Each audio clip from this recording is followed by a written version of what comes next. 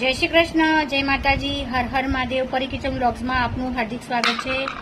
Friends, અત્યારે મારા રસોડામાં શું જમવાનું બનાવ્યું છે ચલો હું બતાવી દઉં. આળુ, બટેકા, રીંગણ, ટામેટાનું સરસ મજાનું જો રસાવાળું શાક બનાવ્યું છે.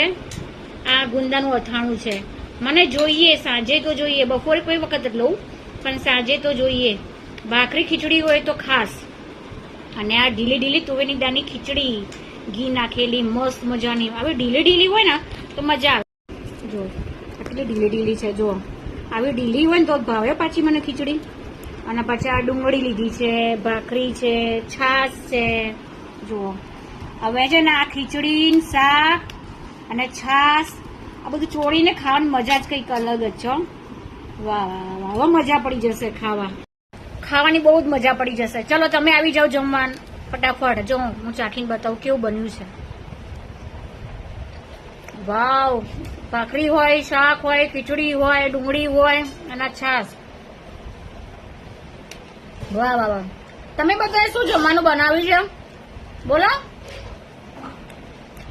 અમારે તો લગભગ સાંજે ખીચડી હોય. આ ખીચડી હોય ખોરાક અધૂરો લાગે.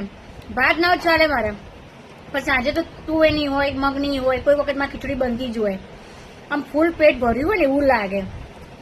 અને મારા હસબન્ડને તો ભાખરી વગર ના ચાલે. એમને તો ભાખરી જોઈએ. સવારે ચા નાસ્તામાં ભાખરી જોઈએ, સાંજે બી ભાખરી જોઈએ.